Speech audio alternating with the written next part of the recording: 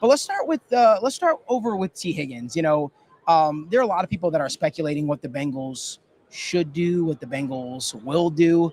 I'm really curious to hear what your thoughts are, to see if we're aligned on it. But obviously Tee Higgins is in line for a huge payday. Yes. So, what are your thoughts on the whole Tee Higgins contract situation, and how do you think this thing plays out? Well, first and foremost, I, like Joe Burrow, want Tee Higgins to stay in Cincinnati because you see how explosive this offense is when teams have to account for not only Jamar Chase, but also Tee Higgins. Right. On the other side of that, I also know that there are other teams who are salivating for a wide receiver like Tee Higgins. He is a wide receiver one. And I don't know. Is he out of the Bengals tax bracket? Like, I don't know if the Bengals could afford a $30 million price tag. And do it comfortably is what I'm saying. Because if you allocate so much money to Joe Burrow, Jamar Chase, Tee Higgins, the amount of money you have left, you have to go so young and rely on so many rookies to then start on defense. Right. Luckily, they have Al Golden, which kind of helps. But my prediction would be that they would tag Tee Higgins. And I know you guys don't want to hear that. Yeah. But tag Tee Higgins. And I would not be shocked if they drafted a wide receiver in this draft and just to see how he would work out. Maybe one who is kind of like Tee Higgins and plays like him. And then if he works out, the new receiver works out, I could see them moving on from T. Yeah, I think that's the tricky part, right? Because when you look at it, a lot of people say, well, you can't pay Tee Higgins that amount of money. But it's like, you look at the Bengals roster and who they are paying. Who are they actually paying right now, right? Correct. Joe Burrow. Joe Burrow, right? And you've got to try and find a way to keep your good players in place. But I'm right there with you. I can totally see a situation in which they tag Tee Higgins, right? But let me ask you this. Do you see any world possible in which the Bengals explore a trade? Now, you know what I exactly. Your reaction is my reaction. Absolutely not.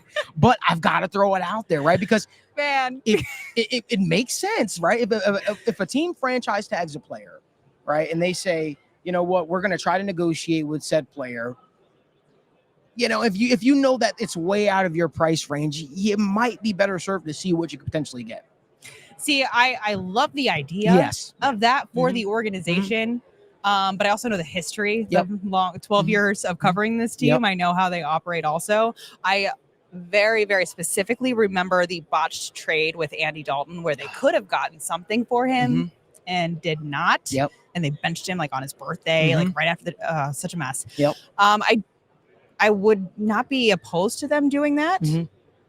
But I don't think they would. Right. But on the other hand, it's like when those words come out of my mouth, I also think they've also done a lot of stuff under the Zach Taylor era that we have not seen before. Right. So they've made little changes here and there. That's a big change, though, in my opinion. Right. So I don't know. What do you think? Listen. I don't think there's any world they trade Tee Higgins. As Duke Tobin said last year at the Combine, we're not in the business of making other teams better. Yeah. That was a very Duke Tobin-esque answer when he said that. And I understand why, right? Yeah. You do want to keep your good players. But here's another idea that I have. Tee Higgins has expressed his want to stay in Cincinnati.